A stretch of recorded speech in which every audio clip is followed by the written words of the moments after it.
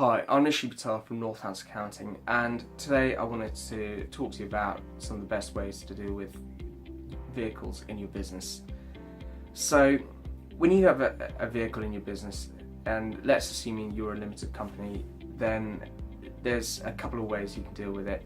The first way is actually doing it based on the actual costs. So you can put things like your lease costs through the business, you can put things like your fuel, your repairs and maintenance, and any other things that are related to that vehicle through the business. And then the second way is instead of putting those vehicle costs through the business, what you can do is you can actually keep a mileage log and work out what you're actually doing in terms of business mileage, and then put in a reimbursement claim to the business where the business refunds you that money.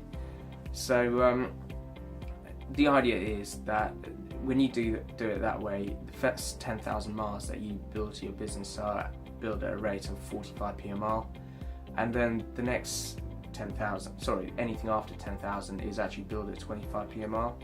So the idea behind it is that a lot of the time businesses and directors are often better off actually claiming vehicle costs back based on mileage done rather than putting the actual cost through the business.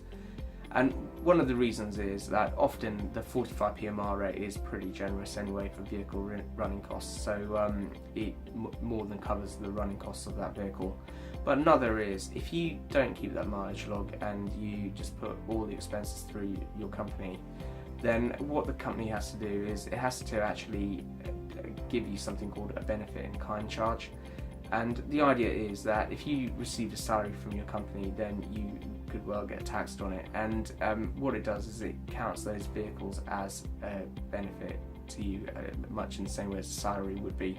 And then you end up with a tax charge because of that. And unfortunately, that tax charge isn't always based on the cost of the vehicle, it's based on the CO2 emissions, which means that if your car isn't particularly environmentally friendly, then you can end up paying a lot of tax. So in most situations I've seen, keeping a mileage log and getting the company to reimburse you at 45p a mile is often the most tax efficient way to do it.